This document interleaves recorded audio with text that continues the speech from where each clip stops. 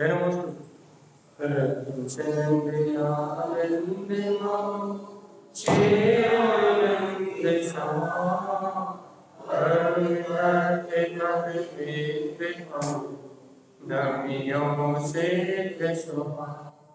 Guru Shri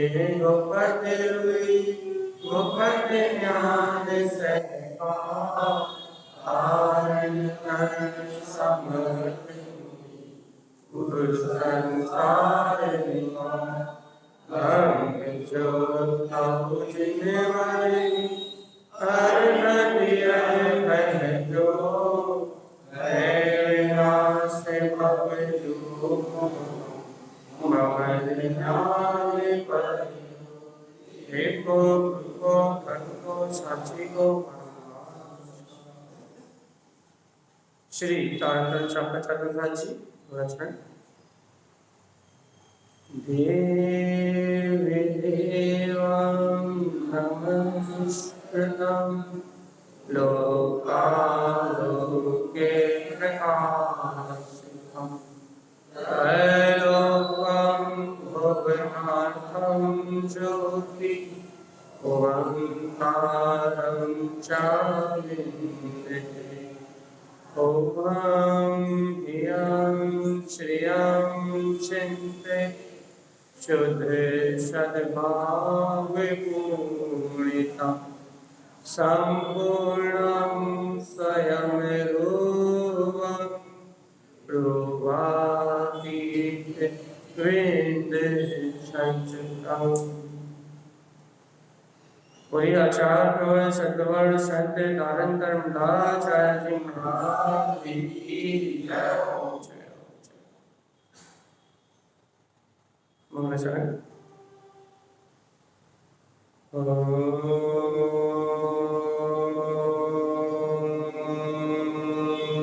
नमः वंशिते नमो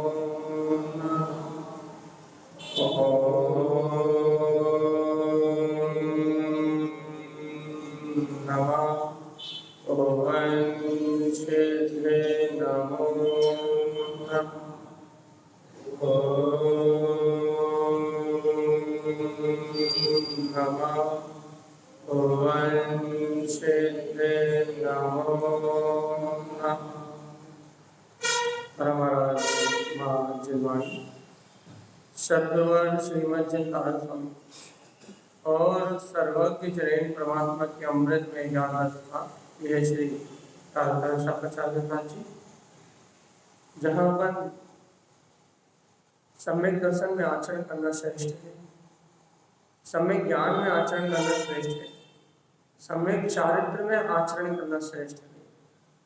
और जो जीव इन रत्नात्रय में आचरण करते हैं वह सच्चे देव की पूजा करते हैं। वह निर्ग्रंथ भी था, गुरुओं को उनके गुणों की वंदना करते हैं भैया। और स्वाध्याय कल अपना प्रकरण था कि स्वाध्याय से अपने शुद्ध ध्रुव आत्मा का चिंतन करते हैं, अपने ही अंतर में जिसका आशा अनुभव नहीं किया था, शुद्ध तत्व प्रकाश का उस शुद्ध स्वभाव का अनुभव, उस शुद्ध तत्व को जानते हैं। शुद्ध संपूर्ण दृष्टम चा, उनकी दृष्टि भैया संपूर्ण रूप से शुद्ध है। ज्ञानमय साधव, और इसे शुद्ध दृष्टि के धारी आत्मार्थी ज्ञानी श्रावक ज्ञान में शुद्ध आत्मा ध्रुव आत्मा की साधना करते हैं। ये गाथा अपनी कल हो चुकी थी। स्वाध्याय शुद्ध चिंतनस, स्वाध्याय क्या भैया? अपने शुद्ध स्वभाव का, शुद्ध द्रव्य के स्वभाव का चिंतन करने का नाम स्वाध्याय। मन वच काय निरोधन, जब जीव स्व अध्ययन करता है, अपना अध्ययन करता है, तो मन वचन काय का निरोध होता है। जानने में आता है कि मन वचन काय का परिणाम अपना परिणाम नहीं। त्रिलोकम तीर्थ शुद्धम च, इन तीनों लोकों में तीर्थ अर्थात अपने द्रव्य पर्याय से शुद्ध, अपने ही रत्नत्रय का धारी ये आत्मा भी है। जो भव्य ऐसे तत्व को जानते हैं, इस तरह शाश्वता तो क्या करते भैया? ऐसे शाश्वत स्वभाव में स्थिरता का ही पुरुषार्थ करते हैं। काय का पुरुषार्थ करते हैं? कि मैं आत्मा ही ध्रुव हूं, इसमें ठहर जाओ तो जन्म मरण की सारी झंझट से मुक्त हो जाओ। मैं आत्मा ही ध्रुव हूं, शुद्ध हूं, अपने आत्मा में स्थिर हो जाओ तो भूख प्यास जन्म मरण रोग शोक भय आदि जितनी भी तकलीफ है उन सारी तकलीफ से मुक्त हो जाओ, अपने में स्थिर हो जाओ। और अपने में स्थिर नहीं हो जाए तो नहीं हो रहा है भैया, ये रोग शोक आदि कभी हटने वाले हैं। स्वाध्याय का फल है, आचार्य तारा स्वामी कह रहे हैं स्वाध्याय का फल है। क्या है स्वाध्याय का फल? कि जीव स्वयं के शाश्वत ध्रुव स्वभाव में स्थिर होता है। तो क्या होता है, जब वो अपने शाश्वत स्वभाव में ठहरता है तो ये अशाश्वत जितनी पर्याय दिख रही है, राग रूप देश रूप जन्म रूप मरण रूप, ये क्षणभंगुर जितना भी परिणमन दिख रहा है ये सब खत्म हो जाता है। आपको हमेशा के लिए भूख खत्म करना है क्या? हमेशा के लिए एक टाइम भोजन करके कर लोगे आप तो थोड़ी देर के लिए भूख शांत होगी, हमेशा के लिए मिटानी है कि नहीं मिटानी? हमेशा के लिए रोग शोक से मुक्त होना है कि नहीं होना? हमेशा के लिए जन्म मरण छोड़ना है कि नहीं छोड़ना? हमेशा के लिए, हमेशा वाला उपाय यहाँ है।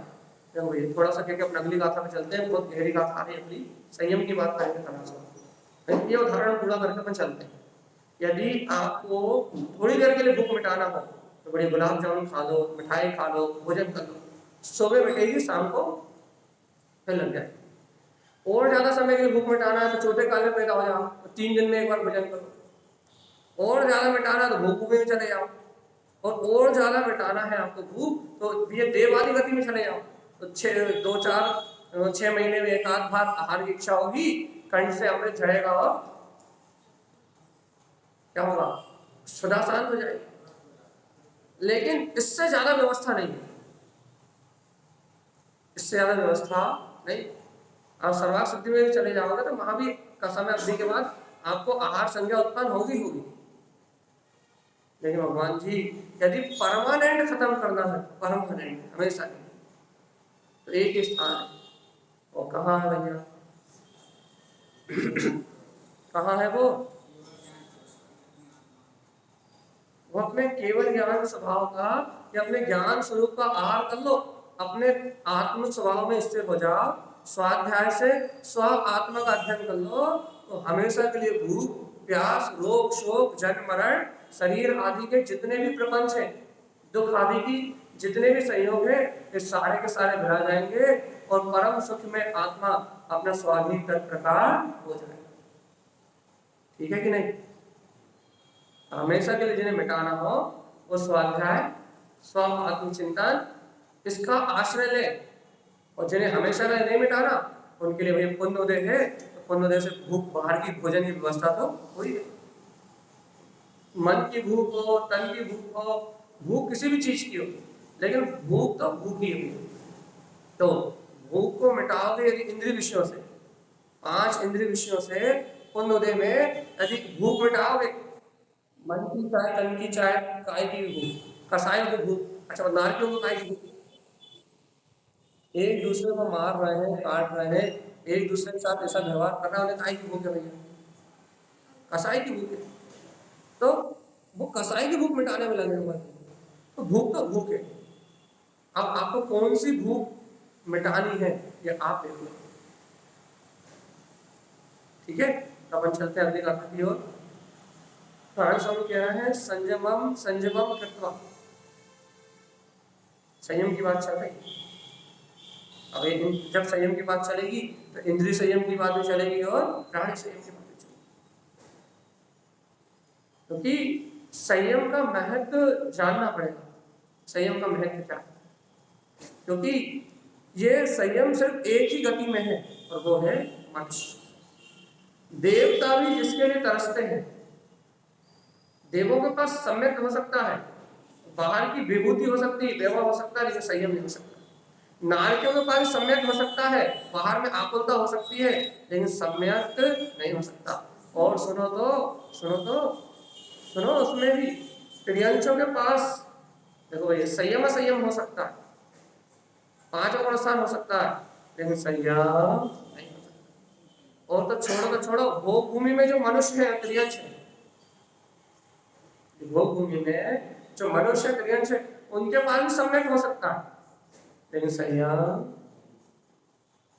संयम की पात्रता सिर्फ अपने पास है, क्यों? अपने कर्म भूमि में जन्म लिया है, और कर्म भूमि में भी संयम की पात्रता तब तक है जब तक आपका अन्य आयु का, मतलब मनुष्य गति का, त्रियंश गति का और नर गति का बंध ना हुआ तब तक।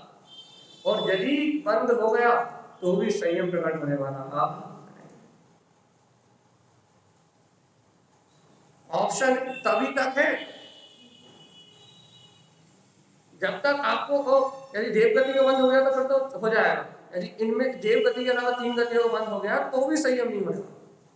तो ऑप्शन अभी है आपके पास, अभी अपने पास अपन के ना बुढ़ापे में करेंगे तब तो आयु बंद हो जाएगा, तब तुम क्या करोगे? तब तो संयम कर ही नहीं पाओगे, तब तो भाव ही नहीं आएंगे, तो गुणस्थान ही नहीं आगे बढ़ेंगे, तब तो वैसे परिणाम ही प्रकट नहीं होंगे। तो मौका अभी है, इस समय जो कर्म युद्ध कर लिया, इस समय जो संयम की भावना हो गई, इस समय संयम में परिणमन हो गए तो हो गए, और फिर आगे होने वाले नहीं। क्यों नहीं होने वाले? यदि गतिबंद हो गया तो फिर संयम योग परिणाम आने वाले हैं, या फिर ना 5वां अवस्था में नहीं होगा।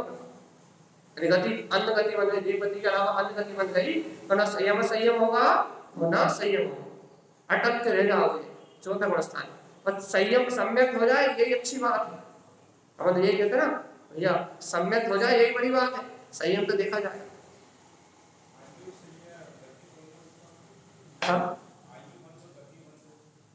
गतिबंध जीव को 24 घंटे 365 दिन हो रहा, और आयु बंध के लिए 8 अवकाश काल पड़ते हैं, उनमें हो गया तो हो गया, और नहीं हुआ तो मरण के अंतर होने पहले तो नियम से होता ही है। अभी प्रणाली तो विषय ऐसे भी अपन लेंगे, लेकिन बात ये चल रही है कि यदि अभी कर गुजरे आप, इस समय यदि आपने ये जान के इस समय जो कर लिया सो कर लिया, इस समय यदि आपने कर लिया, इस समय आपने स्वीकार कर लिया तो ठीक है, और यदि इस समय नहीं कर पाए तो फिर संयम होने के चांस तो खत्म हो गए। और इसके पहले हम सम्यक की चर्चा करके आए, सम्यक का गुण संयम, सम्यक का गुण संयम, जहां सम्यक होता है वही संयम का जन्म होता है, और जहां सम्यक नहीं होता महासंयम का जन्म ही। इससे एक भ्रांति और टूटती है अपनी कि बाहर से अपन जो व्रत या क्रियाएं कर ले और ये सम्यक ना हो, ये भ्रांति अंदर से जाती है क्या कि जब तक सम्यक नहीं होगा तब तक संयम होगा ही नहीं। क्यों? क्योंकि सम्यक का गुण है संयम, और जब तक सम्यक नहीं है तब तक संयम हो गई। तो अपने अंतर से भ्रांतियों का नाश करके वीतराग भगवान ने अर्थात जिनेंद्र देव ने जो कहा है उसको यदि हम स्वीकार करें तो अपना मुक्ति का मार्ग बन सकता है। अपन संयम की गाथाओं पर आगे बढ़ना है, नारायण स्वामी कह रहे हैं संयमम कृत्वा, भैया संयम करना चाहते हो या संयम करना चाहते हो, क्या ही भाव है? संयम करने की भावना पंचम स्थान में जाना है क्या? मैं चौथा तो हो नहीं रहा, पंचम कैसे चले? आत्मा की सूरत तो आ नहीं रही, ज्ञान में आत्मा में त्रिकालीन हूं, जैसे आत्म सूरत तो आने नहीं दिया। अनंत मंदी कसाय का अभाव करने की रुचि तो लग नहीं रही कि अनंत कसायों से विरक्त होकर ये परिणति अपने ज्ञान भाव की सूरत में लग जाए, आत्मा की प्रतीति में अपना उपयोग ठहरने लगे, इनकी ऐसी भावना तो हो नहीं रही। और आप कर रहे भैया कि क्या कह रहे हैं कि अनंत मंदी कसाय का अभाव करने के साथ साथ ये अप्रत्यक्षानुवरण कसाय को भी हटाओ और चलो, कहाँ चलो? पंचम स्थान में चलो, और प्रत्यक्षानुवरण कसाय को भी हटाओ और भैया कहाँ चलो? संयमी होने छठे सातवें स्थान में चलो।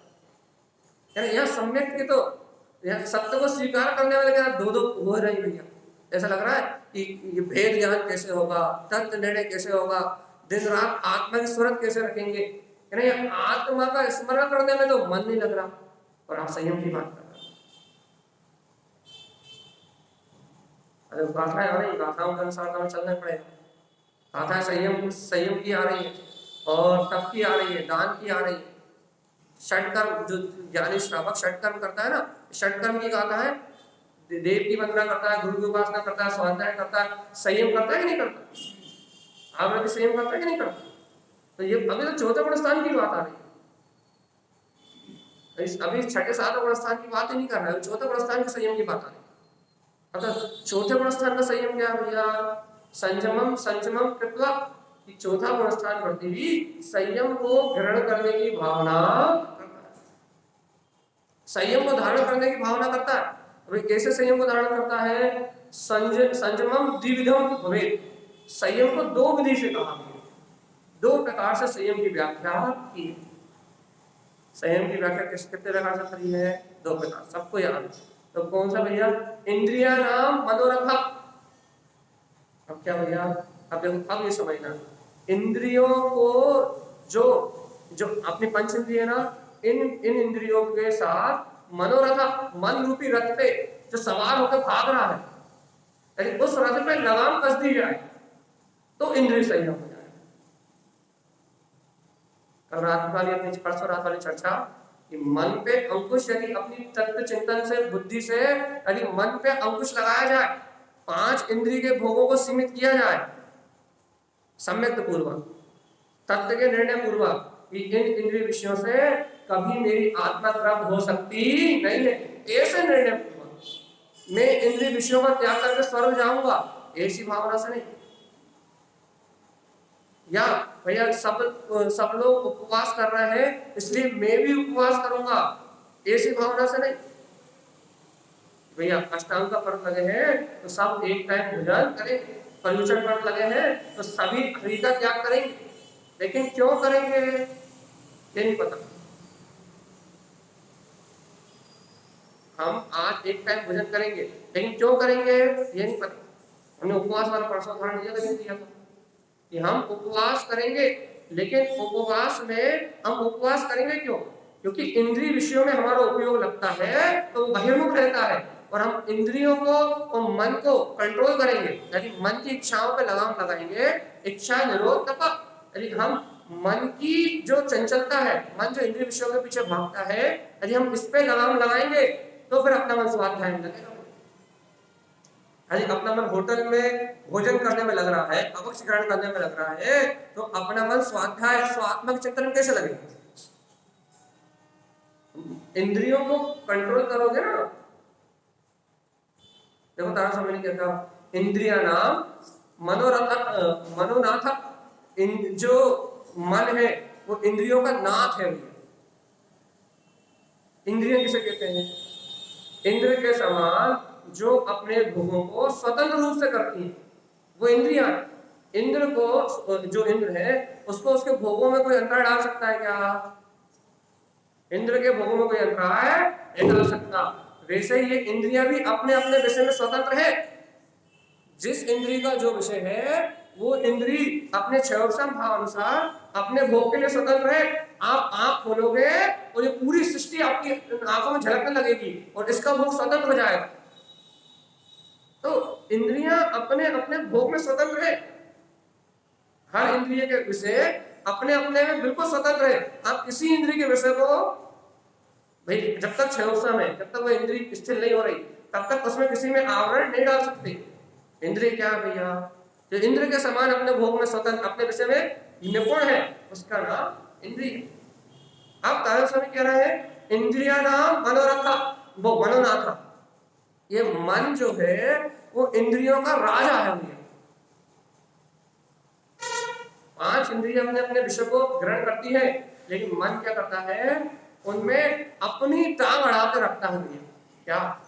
जैसे भूख लग रही है भैया तो खट्टा चाहिए, मीठा चाहिए, चिरपिरा चाहिए, नमकीन चाहिए, या आपको कौन सा स्वाद चाहिए? मन इनका राजा। इंद्रियां तो अपने अपने विषय में स्वतंत्र है, जो उनके संयोग में आएगा। आपको भैया अभी आप यहाँ बैठे हो, पंखा चल रहा है, तो आपके संयोग में बड़ी ठंडी हवा पंखे की मिल रही है, तो आपको गर्मी नहीं लग रही। तो स्पर्शन इंद्रिय अपने विषय में स्वतंत्र है, लेकिन अब आपका मन कह सकता है कि पंखे की हवा में संतुष्टि नहीं, एसी लगा होता ना तो और बढ़िया आनंद से बैठे, एसी लगा होता तो और शांति मिलती। किसने अपना काम करा? किसने काम करा? मन। तो ये है इंद्रियों का नाथ है मन, राजा है मन। और ये क्या करता है, इन पंच इंद्रियों के विषयों में आपकी प्रवृत्ति आसक्ति बढ़ाता है। और भैया दाल रोटी दाल रोटी ग्रहण करने से भी पेट भर सकता है, लेकिन हलवा पूड़ी चाहिए, ये मन का काम है। भैया आप किसी से दो बात कह के भी अपना काम निपटा सकते हो, लेकिन बकबक करने चाहिए, निंदा करने चाहिए, चुगली करने चाहिए, भी कथा करने चाहिए, ये मन के राग का काम है। आप किसी की निंदा करें, बिना निंदा करे भी जीवन जी सकते हो, लेकिन निंदा रस मन का काम है, व्यर्थ चर्चा मन का काम है, क्योंकि मन को एंटरटेनमेंट चाहिए। जैसे कि अपन एक मनोरंजन अर्थात टीवी देखते ना, उसका नाम दूरदर्शन जिसका है, तो उसके लिए क्या है कि नहीं था भैया, मनोरंजन के। दूरदर्शन का आविष्कार इसलिए हुआ था कि जीव के मन को रंजायमान करने की कला, कि जीव का मन रंजायमान होता रहे। क्यों? क्योंकि मन को पांच इंद्रियों के विषय चाहिए, और इंद्रियों का राजा है। तो आज मोबाइल हो, टीवी हो, आपके भौतिक जितने भी संसाधन है, वो सब काय के लिए भैया, मनोरंजन के लिए। और कोई और साधन ही काय होता। आपको मनोरंजन के अलावा क्या चाहिए? देखो आपके पास थोड़ा कम अच्छा मकान है, तो आपको अच्छा नहीं लगता, पड़ोसी का ज्यादा अच्छा, तो मन को वहां ज्यादा तृप्ति मिलती है। तो हमारे घर में भी वैसी व्यवस्था होनी चाहिए। तो मनोरंजन, ये संसार एंटरटेनमेंट मनोरंजन के अलावा कुछ है क्या? अपन कहते हैं ना, पुण्य पाप की कठपुतलियों के अनुसार, पुण्य पाप के अनुसार ये जीव नाच रहा है, पुण्य पाप के अनुसार ये जीव नाच रहा है, और भैया इसमें अपना जो मन है वो क्या कर रहा है, आनंद ले रहा है। और कैसा आनंद ले रहा है? यदि मन के अनुसार मिला तो हंसने लगता है, नाचने लगता है, और मन के अनुसार नहीं मिला तो रोने लगता है, चिल्लाने लगता है, हाय हाय करने लगता है। ये तो काम किसका हो गया? अब सारण स्वामी कह रहा है कि इंद्रियों का राजा है मन, इंद्रियों का नाथ है मन। भैया इस जो इंद्रियों का जो नाथ है मन, इसको संयमित कर लिया तो आपका संयम प्रारंभ हो गया। आपने अपने मन को सम्यक बुद्धि से अंकुश लगा दिया, आपने आत्मचिंतन कर लिया, आपने ये निर्णय कर लिया इन पंच इंद्रियों के भोगों से, विकथाओं से और इन क्या बोलते भौतिक सुखों से मेरी तृप्ति तीन काल में होने वाली नहीं है। मेरी तृप्ति जब भी होगी तो निज अंतर आत्मा के अनुभव से ही होगी, इसके अलावा मेरी तृप्ति तीन काल में कहीं से होने वाली नहीं। यदि ऐसा सम्यक चिंतन करके आपने अपनी सम्यक बुद्धि से यदि अपने मन को अंकुश लगा दिया तो यह क्या होगा? संयम।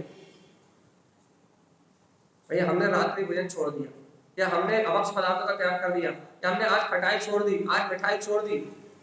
ये संयम का जब मन में आप अंकुश लगाओ, भैया मन में इच्छा हो रही है मिठाई ग्रहण करने की, तो मन में आप अंकुश लगाओ कि भगवान अन्ना मीठा कब अनादिकाल से कितना मीठा खाया, कब तक खाएगा और कितना तो मीठा हो गया, ये बता। खाता मीठा बोलता कड़वा, खाता है मीठा और बोलता है, खाता है बहुत अच्छा अच्छा मीठा मीठा, खाने में अच्छा अच्छा मीठे मीठे चाहिए, और शब्द जब भी निकलते हैं तो ऐसे निकलते हैं कि सामने वाले के चार टुकड़े करके ना निकल जाए तब तक आनंद नहीं आता। शब्द बोलता कसा है भरे, बताओ मीठा खाने वाले की ये जिब्बे मीठी हो जाए तो मीठा खाने का कोई लाभ है? खा रहा है मीठा तो जवान तकलीफ करेगी, तो उस मिठास का असर ही नहीं हो रहा है कि नहीं? मिठास का असर हो रहा है कि नहीं हो रहा? अरे मिठास का ही असर नहीं हो रहा तो मीठा खाने का फायदा क्या है? और कितना मीठा खाया, अनंत काल से कितना मीठा खा रहा है, कितना नमकीन खा रहा है, कितना चिरपड़ा खा रहा है, कितनी तृप्ति मिल गई इस रसना इंद्रिय को। कभी रसना इंद्रिय ने ऐसा कहा कि आज गुलाब जामुन खा लिया, आज मीठा खा लिया, आज के बाद मीठा खाने की इच्छा ही नहीं होगी? कभी कहा ऐसा? कहीं मन ने कहा आज जी भर के गुलाब जामुन खा, 100 खा लो, 200 खा लो, 500 खा लो, 1000 खा लो, खा सको तो खा तो पाओगे, लेकिन एक बार ये बताओ कि एक बार आज खा लिया, अब कल दोबारा कभी इच्छा होने वाली नहीं है? ऐसा कभी हुआ है क्या?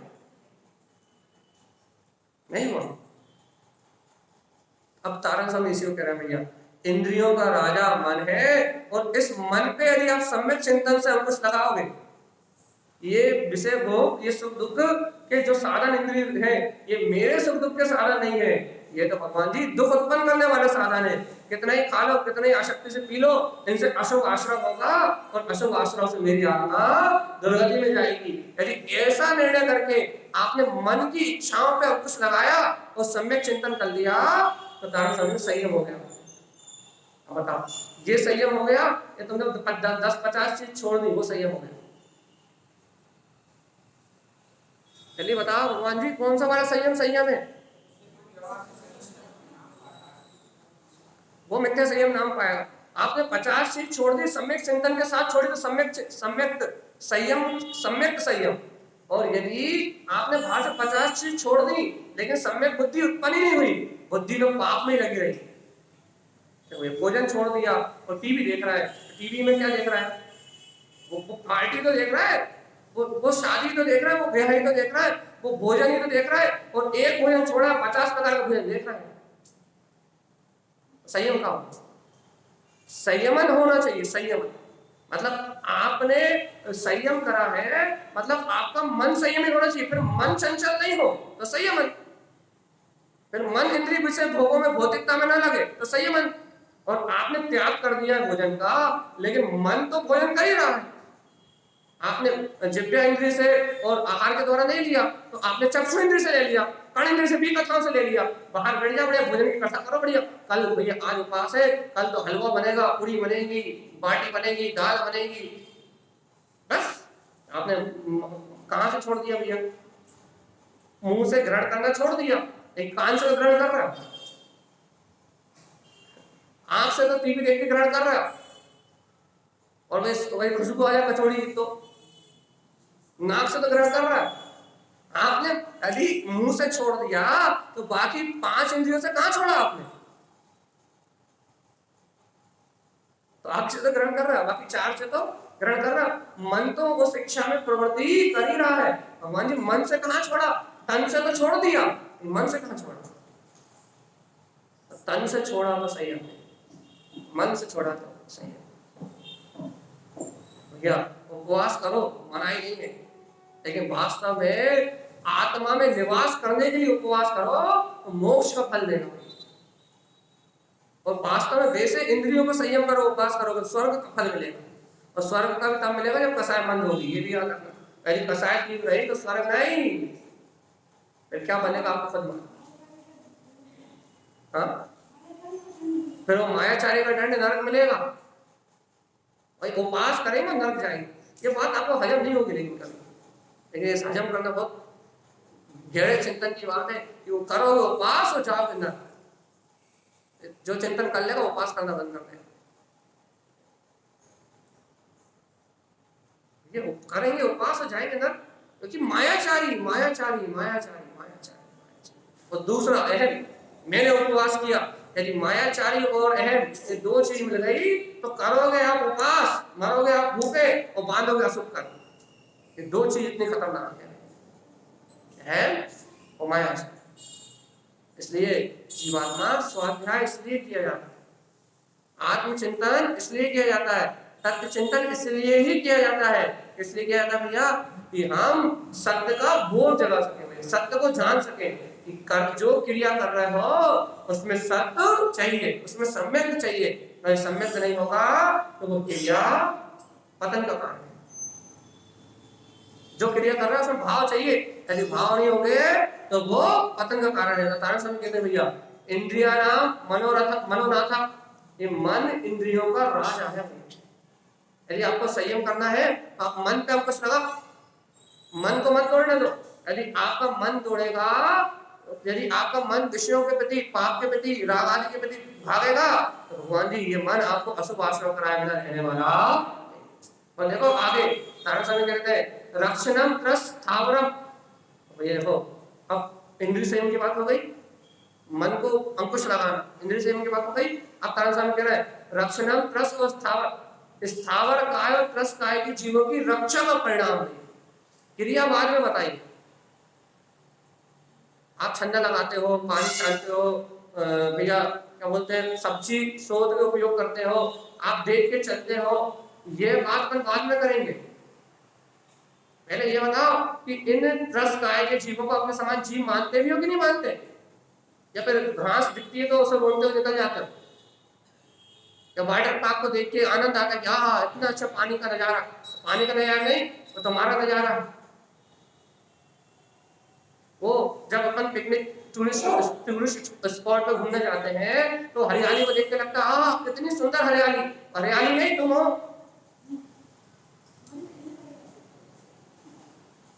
वो बड़ा सुंदर सुंदर पहाड़ देख के लगता है कि कितनी प्राकृतिक सुंदरता, वो प्राकृतिक सुंदरता नहीं है, तुम्हारा एक रूप है।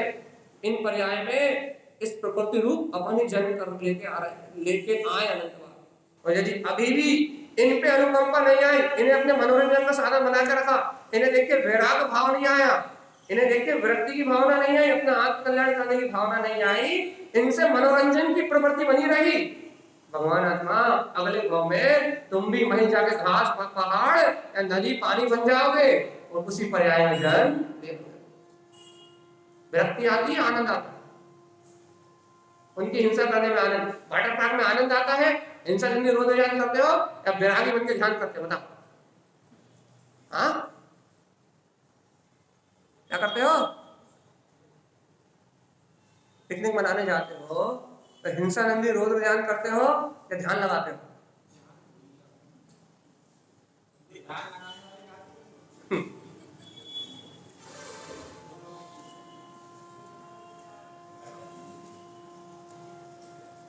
तारण स्वामी कह रहा है रक्षणम त्रस स्थावरम, यदि आप सम्यक दृष्टि जीव को यदि त्रस का है और स्थावर का है जीवों पे अनुकंपा नहीं आ रही, 2 इंद्रिय 3 इंद्रिय 4 इंद्रिय जीवों को घात करते हुए से बिल्कुल ऐसा नहीं लग रहा कि मैं क्या कर रहा हूँ। स्थावर काय जीवों की हिंसा करने में उसे कोई ये नहीं लग रहा, कोई अर्थात कोई अनुकंपा नहीं आ रही अंदर, कोई भय नहीं लग रहा, यदि मैं इनकी हिंसा करूंगा तो कल मेरा भविष्य यही है।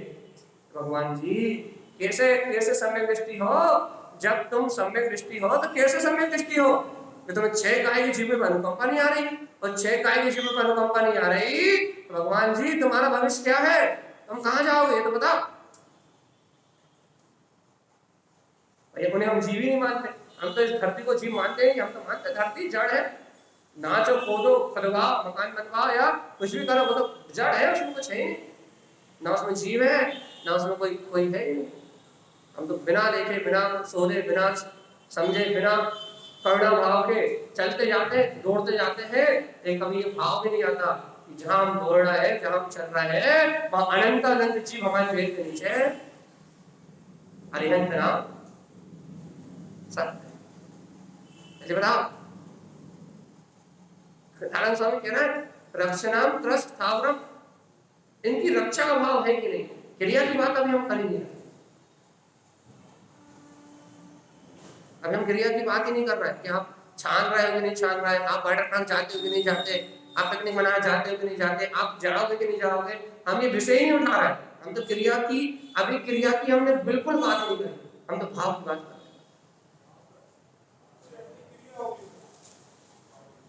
अरे भगवान जी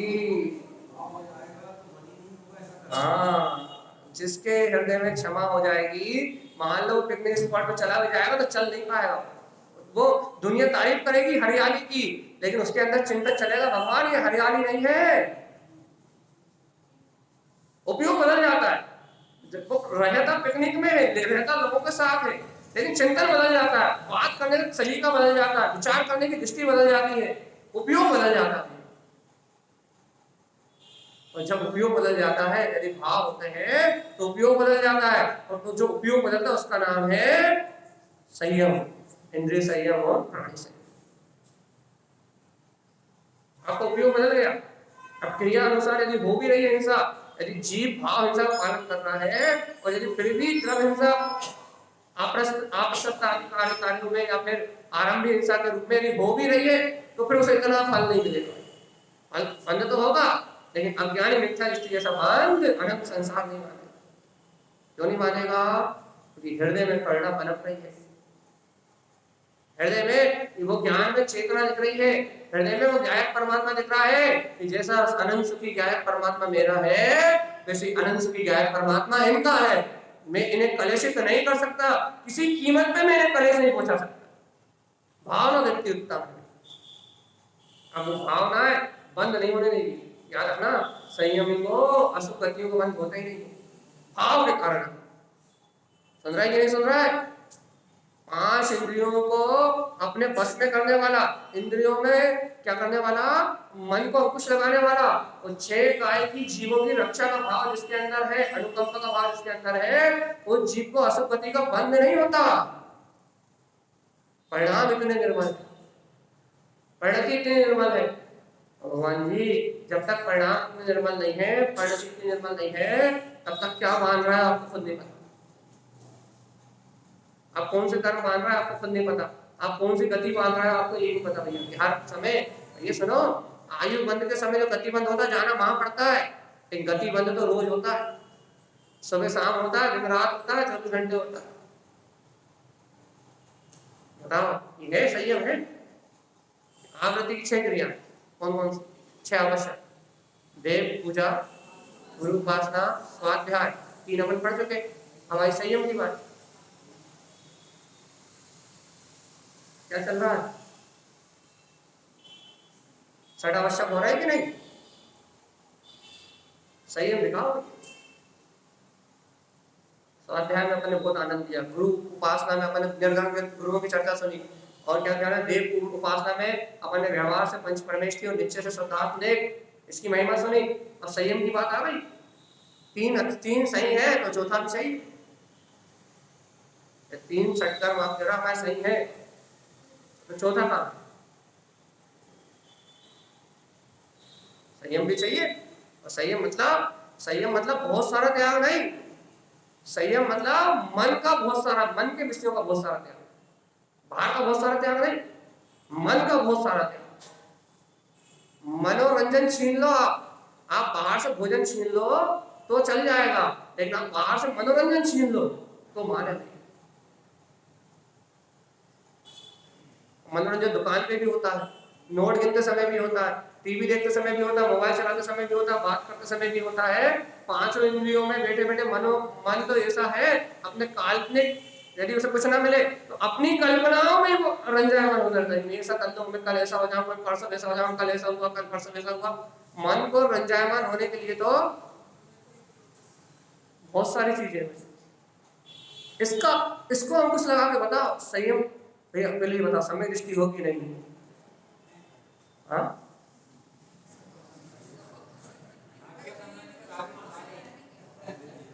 आवृत समय दृष्टि हो कि नहीं हो? आगे सम्यक्ति हो कि नहीं हो? अनुभूति नहीं हुई तो मान ले, आगे सम्यक्ति हो कि नहीं हो? आगे सम्यक्ति हो तो देव पूजा, गुरु उपासना और स्वाध्याय, स्वात्मा का चिंतन। और संयम भी तो चाहिए भैया। मन मन मन मन पे अंकुश लगती है कि नहीं लगती? बस ये,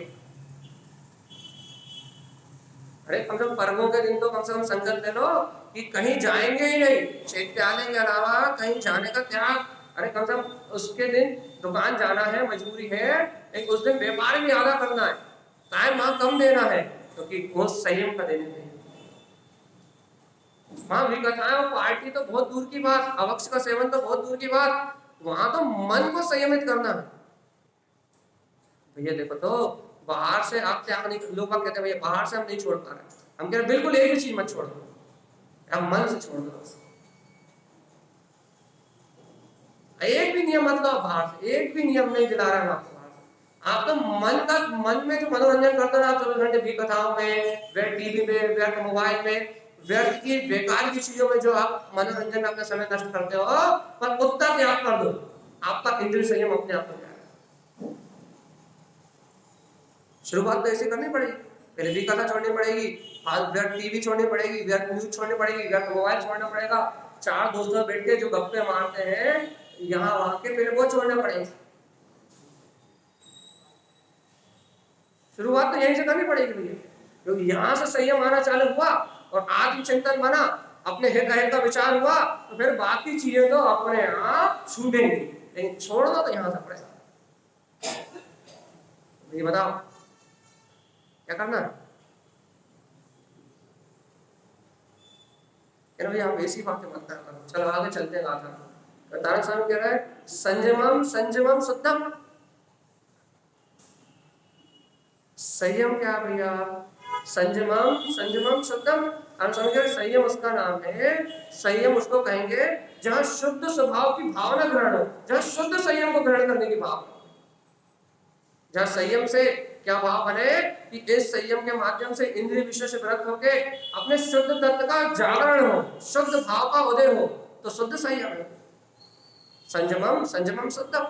संयम तो तब शुद्ध है जब भैया आपके भाव शुद्ध हो, जब आपको 6 काय के जीवों के प्रति विशुद्ध अनुकंपा का परिणाम हो। पर 6 काय के जीवों के प्रति अनुकंपा का परिणाम ही नहीं है तो संयम शुद्ध है कहां से? तो शुद्धता से शुद्धता प्रकट होगी भैया। आपके अंदर शुद्धता होगी तो शुद्धता प्रकट होगी, और आपके अंदर शुद्धता नहीं होगी तो फिर शुद्धता प्रकट होने वाली नहीं। शुद्धता से शुद्धता प्रकट होगी। क्या कह रहा है स्वामी? संयमम संयमम शुद्धम। सरल भाषा में कहे, हे भव्य आत्मा, संयम की भावना भाव, शुद्ध संयम की भावना भाव। हे प्रभु, मेरे जीवन में यदि व्रत नियम संयम है तो वो शुद्ध आत्मा के आश्रय से हो, सम्यक ज्ञान के आश्रय से हो, भगवान की जिनेन्द्र भगवान की वाणी के यथार्थ श्रद्धांत से हो। दिखावा ना हो भैया। दुनिया कर रही है इसलिए लोक मूर्ता बस ना करूं मैं। दुनिया करती है 14 का व्रत तो मैं भी कर लूं, मैं लोक मूर्ता ना हो। मेरे जीवन में उन 6 काय के जीवों के हरि का त्याग कर रहा हूं तो उस बृहस्पति काय के जीवों के प्रति अनुकंपा हो और अंतर में भावना हो। ये इच्छाओं का निरोध करना ही यही साधन है। इच्छाओं पे अंकुश लगाना भी तब कहेंगे गुरुमान, अगली बात आ गई। तो अपनी इंद्रियों को वश में करना ही संयम है।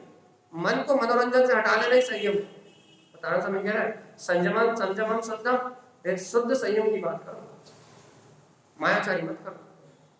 संयम के नाम पे दिखावा मत करो, संयम के नाम पे अपनी प्रशंसा मत करो कि हमने इतने व्रत लिए, इतने नियम लिए, इतने संयम लिए। संयम के नाम पे मायाचारी मत करो, शुद्ध शुद्ध भाव करो, शुद्ध भाव। ये संयम निर्वाण को देने वाला है। अपने जीवन में थोड़ा थोड़ा संयम है ना, हमें कहते हैं ना कि आवृत्ति की भूमिका में जो थोड़ा थोड़ा संयम है, थोड़ा थोड़ा संयम आपको साधु पद की साधना का अभ्यास है। जो साधु पंच इंद्रिय विजय, जो पंच इंद्रियों को पूर्णता विजय प्राप्त कर लेते हैं वो साधु हो जाते हैं। लेकिन जो आवृत्ति पंच इंद्रियों में पूर्ण विजय नहीं कर पाते वो थोड़ा थोड़ा त्याग करके अपने मन पे अंकुश लगा के साधु बनने की साधना करते हैं। और श्रावक धर्म मतलब क्या? देखो, वृत्ति श्रावक मतलब साधु बनने की प्रैक्टिस, मतलब वो अभ्यास रूप है। और आवृत्ति बना क्या भैया? अब ये शुरुआत है भैया, यहाँ अंकुरण होगा, वही साधना वही करनी है। अच्छा बताओ, साधु भी अहिंसा का पालन करते कि नहीं करते? और श्रावक भी अहिंसा का पालन करता है कि नहीं करता? साधु पंच इंद्रियों के विजेता होते हैं कि नहीं होते? पर अपन भी पंच इंद्रियों को जीतने की साधना कर रहे हैं कि नहीं कर रहा है? तो साधना तो साधु की भी वही है और श्रावक की भी वही है। बस साधु उसे पूर्ण पने से साधता है और श्रावक उसे आंशिक पने से साधता है। वही आंशिक साधना अपनी है और वही पूर्ण साधना उनकी है। इसलिए आवृत्ति श्रावक श्रेष्ठ है भैया, मिथ्या संयमी से श्रेष्ठ है, पुलिंगी से श्रेष्ठ है। आवृत्ति श्रावक श्रेष्ठ है। क्यों? क्योंकि वो वही साधना करता है जो साधना भावना की संत करते हैं। साधना तो दोनों की एक, वो भी सम्यक सहित अपना मोक्ष मार्ग बना रहा है और अपन भी सम्यक सहित अपना मोक्ष मार्ग, तीनों मोक्ष मार्ग। आगम में ये पात्र के 3 भेद का है, जगन, मध्यम और उत्तम। तीनों पात्र है और तीनों मोक्ष मार्ग है, तीनों शिव पंथचारी। जब याद नहीं आ रही गाथा सेठ आला भूल ही जाते हैं। चलिए, तीनों मोक्ष मार्ग है, शिव मार्ग है भैया। अपन है कि नहीं है? अपन है कि नहीं है? नहीं है। चलो मिला लेते अक्षर। संयमम संयमम शुद्धवा, क्या कह रहा है?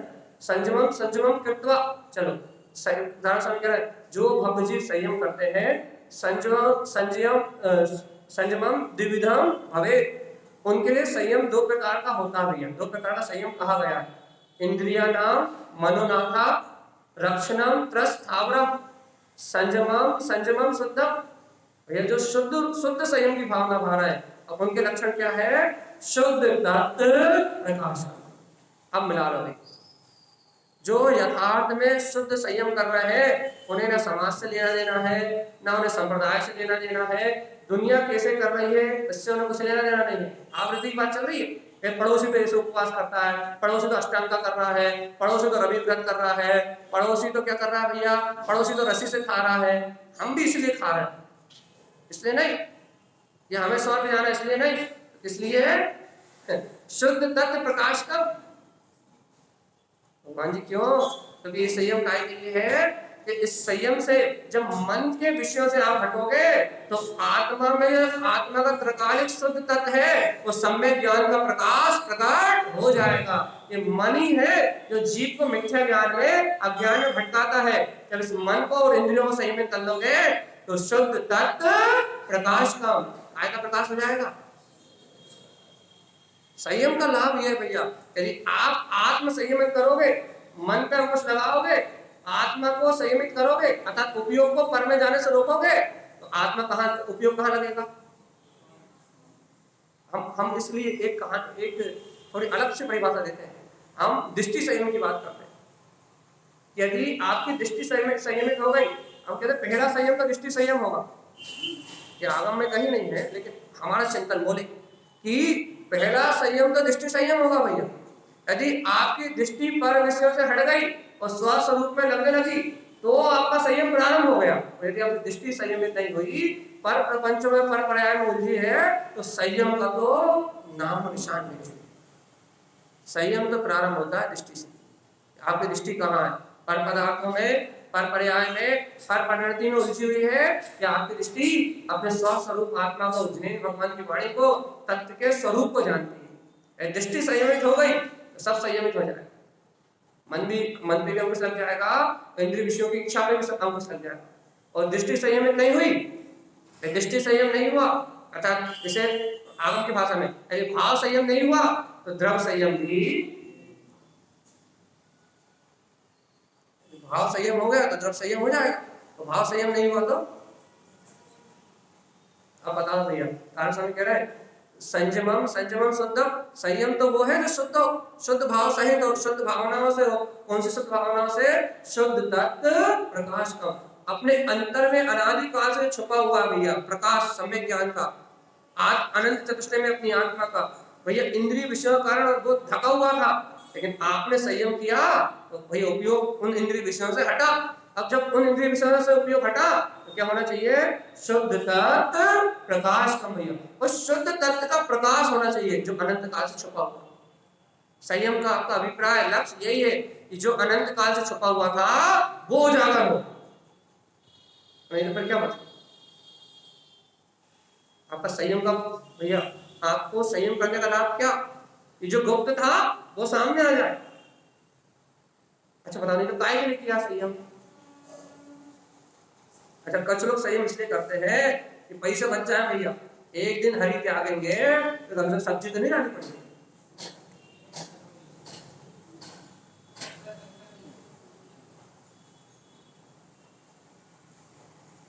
तब क्या करें? समझाने में कहानी सुनानी पड़ती है। भैया होटल जाने का त्याग कर दो। क्यों? अरे अपन होटल जाना छोड़ देंगे, बच्चे होटल जाना छोड़ देंगे तो होटल का खर्च बच जाएगा।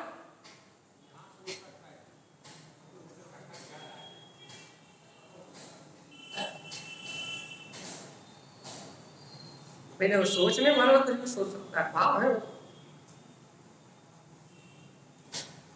कि भगवान आत्मा देखो टमाटर 180 रुपए किलो है तो सही है टमाटर का क्या?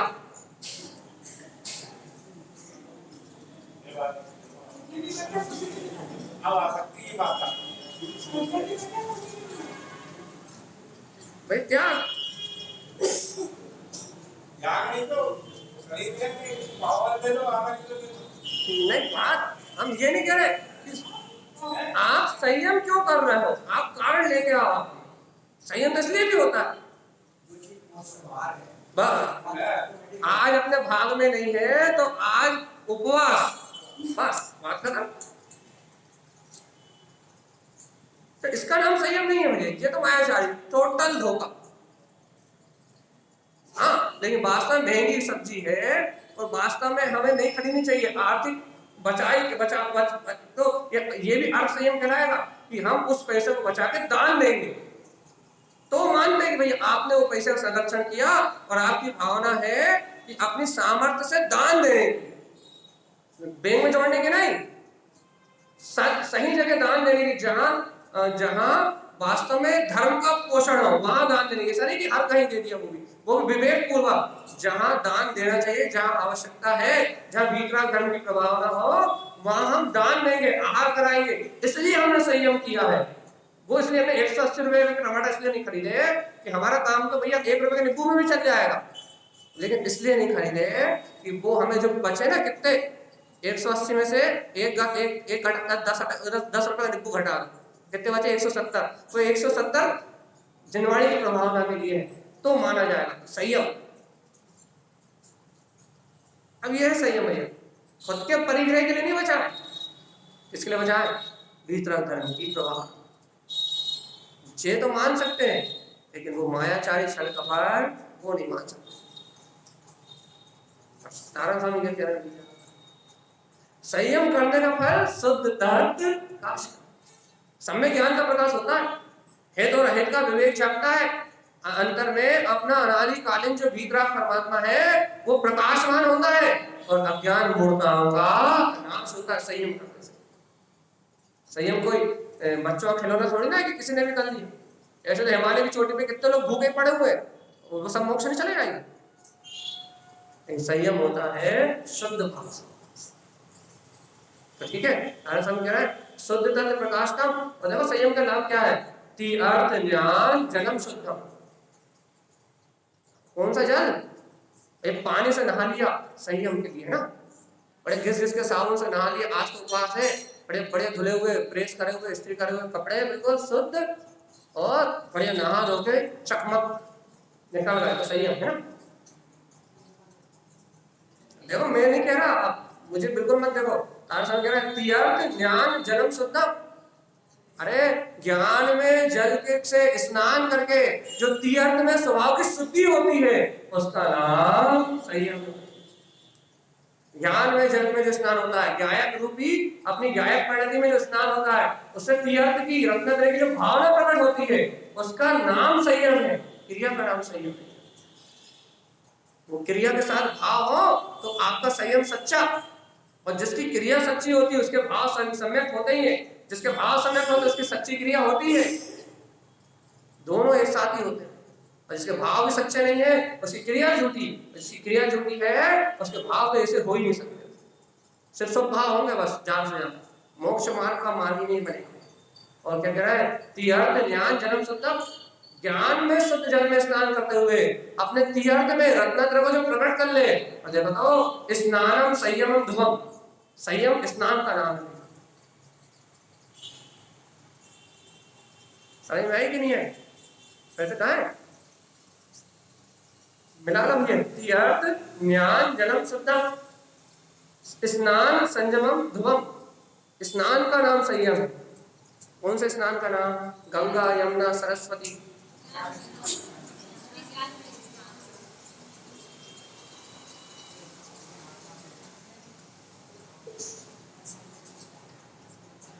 तारण स्वामी है ये भगवान आत्मा, ये सामान्य संत के पल्ले नहीं पड़े, अपन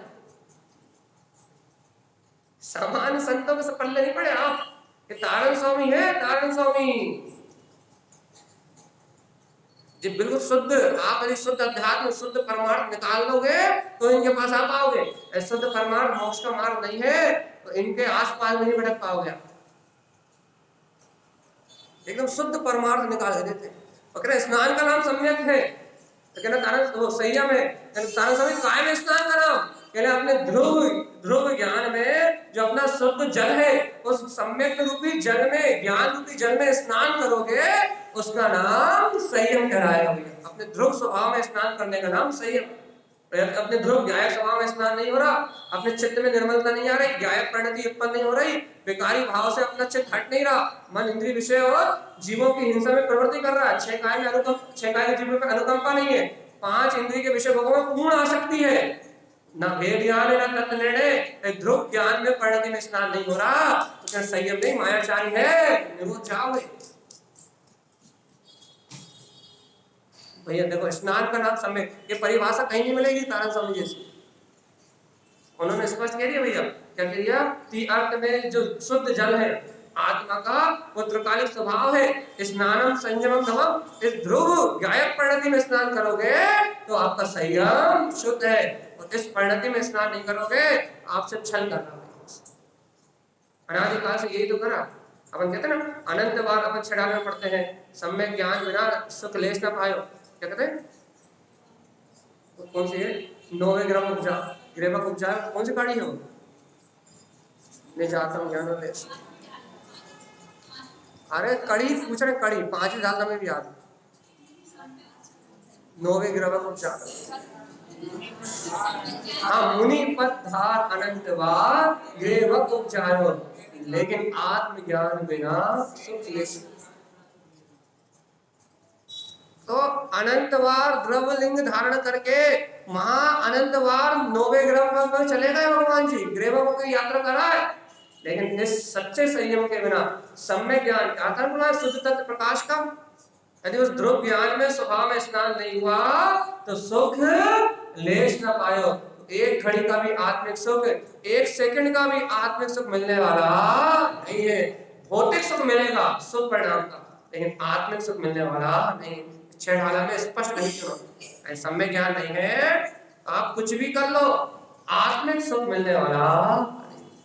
ये सब मौलिक चिंतन अपना स्वयं का हो तो अपन इंद्रिय विषयों से और मन की चपलता से हटे, अपने को छह काय के जीवों में चलते उठते बैठते खाते पीते जलते जागते छह काय के जीव सब जगह देखे, और कम से कम उनसे अनुकंपा की भावना बनी रहे, तो अपना संयम चलते फिरते बैठते सोते जागते बना रहे। आप भैया छना हुआ पानी उपयोग करते हो तो आप संयम की भावना पाते हो, आप प्राकृतिक भोजन बनाते हो तो संयम की भावना पाते हो, आप प्राकृतिक भोजन ग्रहण करते हो तो संयम की भावना पाते हो, आप नीचे देख के चलते हो तो संयम की भावना पाते हो। आपको पता नहीं है जैन धर्म की हर भावना संयम की है, श्रावक का एक एक सेकंड का जीवन संयम में, लेकिन श्रावक हो तो, लेकिन यदि वो श्रावक हो तो श्रावक ना हो तो कुछ नहीं। मेरे आज का अपना विषय पूरा हुआ, 1 मिनट में गाथा पूरी कर दे रहा है। संयमम संयमम शुद्धम, भैया हम सरल भाषा में कह दे रहा है कि हे भव्य आत्मा भावना करना तो शुद्ध संयम करना, क्यों, तो शुद्ध संयम से शुद्ध तत्व प्रकाश का, शुद्ध संयम से शुद्ध तत्व का प्रकाश होता है, अशुद्ध पर्याय मिला जाती है और शुद्ध सम्यक ज्ञान की किरण जाग जाती है भैया। और गुरु महाराज कैसे करें, तीर्थ ज्ञान जन्म शुद्धम, भैया तीर्थ में अपना ज्ञान में जल है, ऐसे ज्ञान में ऐसे शुद्ध ज्ञान के जल में स्नान करो तो तीर्थ की प्राप्ति हो जाएगी। अरे स्नानम संयमम दमम, अरे ज्ञान में जल में स्नान करने का अर्थात ध्रुव स्वभाव में डुबकी लगाने का नाम ही संयम है। यदि अपने शाश्वत स्वभाव में डुबकी नहीं लग रही तो असंयम, और शाश्वत स्वभाव में डुबकी लग रही है तो संयम। लग रही कि नहीं? क्या भैया बहुत हो गई, टाइम हो गया है। जय जय। दो क्या क्या हाँ तो पूछ बताइए ना, 2 सवाल कौन कौन से?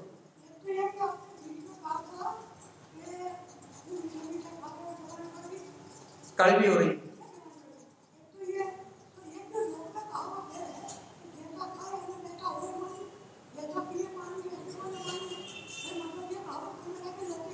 लौकिक है, सही बात है। एक और दूसरा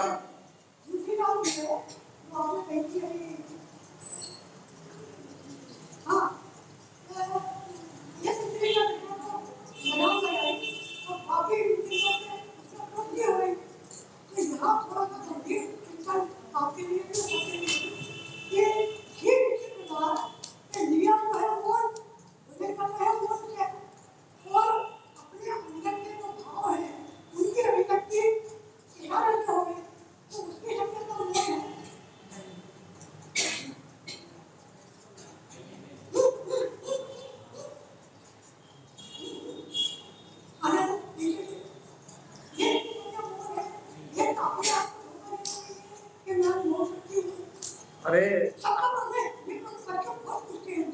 आचार्यों ने, भगवंतों ने कहा है यदि कोई मुंह से मौन है और मन से मौन नहीं है तो अंदर में इतना कलेश कर रहा है शायद जितना बोलते हुए नहीं कर रहा।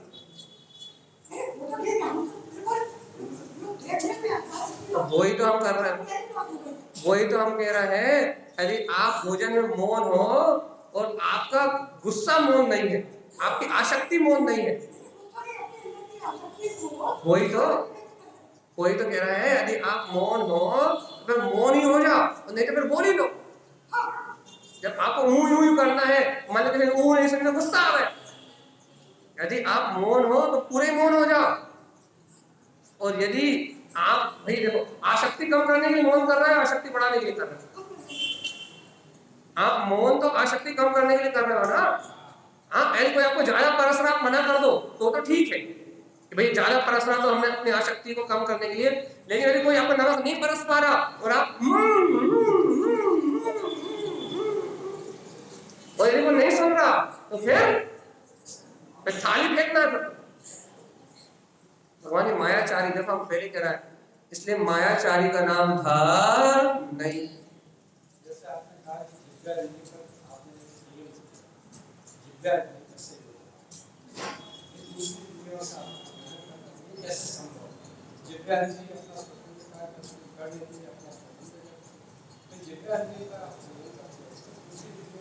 हाँ, हम आपको ये स्पष्ट कर दे रहा है। जिह्वा इंद्रिय से आप खट्टा चखते, ठीक है।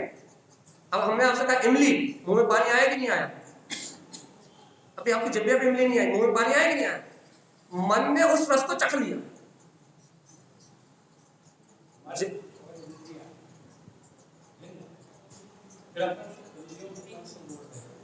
मन इंद्रियों का राजा।